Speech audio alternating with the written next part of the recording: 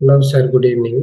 நீங்கள் கேட்டிருந்தீங்க இல்லையா, அந்த பேக் போரிங் சைக்கிள் வந்து பார்த்தீங்கன்னா, நம்ம ஃபஸ்ட்டு ஃப்ரண்ட்லேருந்து ஒரு டூலோ இன்செர்ட் வச்சு எவ்வளோ எடுக்க முடியுமோ அது எடுத்துருவோம்.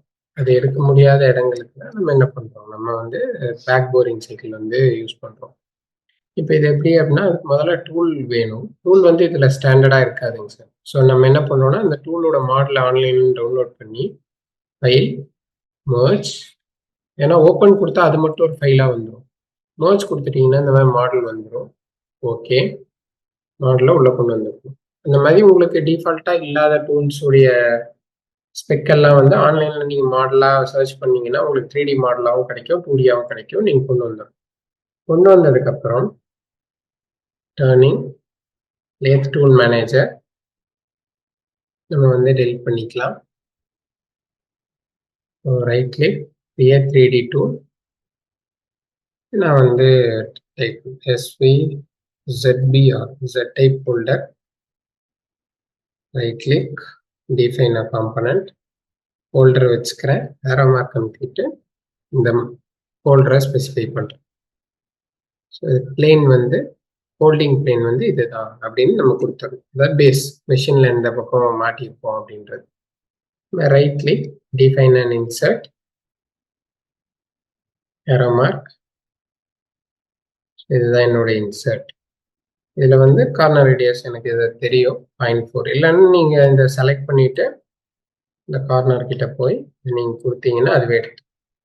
அதுக்கப்புறம் இதில் வந்து பார்த்தீங்கன்னா வேறு எதுவும் கொடுக்க வேண்டியது இருக்காது. செட்டிங்ஸ் போகிறீங்க, பிளேன் கட்டிங் பிளேன் வந்து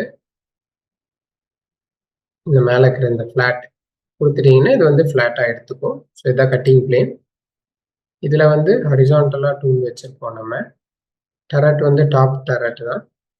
ஸோ நான் லெஃப்ட் ஸ்பிண்டில் தான் நம்மளுக்கு. ஸ்பிண்டில் வந்து கவுண்டர் கிளாக் வைஸாக இருந்தால் நமக்கு டூல் எடுத்துரும். இந்த மாதிரி இருக்கும் நம்மளுக்கு. ஸோ கவுண்டர் கிளாக் வைஸாக தான் சுற்றணும். அதுக்கப்புறம் வந்து பார்த்தீங்கன்னா ஆரிஜின் வந்து பார்த்தீங்கன்னா நமக்கு இந்த தேர்ட் குவாட்ரண்ட், ஏன்னா பேக் போரிங் இல்லையா, தேர்ட் குவாட்ரண்ட். இதில் போயிட்டு நம்ம இந்த 0.4 உடைய சென்டர் பாயிண்ட் இருக்கும் இல்லையா, அதை வந்து கரெக்டாக நீங்கள் கொடுத்துடணும். கொடுத்துட்டீங்கன்னா அலைன் ஆகிடும். அதை ஃபஸ்ட்டே வச்சுட்டு கொடுத்துடலாம். Okay okay. ஸோ இப்போ இந்த டூல் வந்து இங்கே க்ரியேட் ஆகிருக்கு. சரிங்களா? ஓகே கொடுத்தாரு. இதுக்கப்புறம் save, right click, turn tool path rough. So ரஃப்பில் வந்து இங்கேருந்து ரிவர்ஸ் இது வரைக்கும். ஓகே, நம்ம வந்து இந்த டூல் நீங்கள் க்ரியேட் பண்ண டூல் உள்ள வந்துடும். ரஃப் பேராமீட்டரில் அந்த பேக் சைட்லேருந்து ஃபார்வர்ட் சைடு எடுக்கிற மாதிரி. ஸோ லீட் இன், லீட் அவுட் வந்து இப்படி இருக்கட்டும்.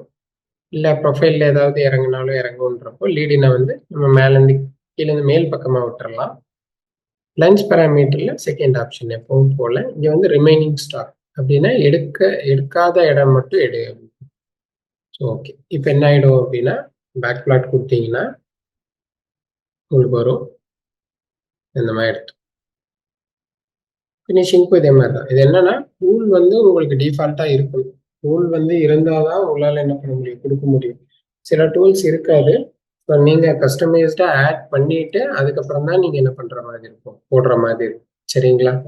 ஸோ நான் மாடல் அனுப்பி விட்றேன். நீங்கள் எனக்கு பார்த்துட்டு போட்டுட்டு எனக்கு அப்டேட் பண்ணுங்கள். சரிங்களா? Thank you sir.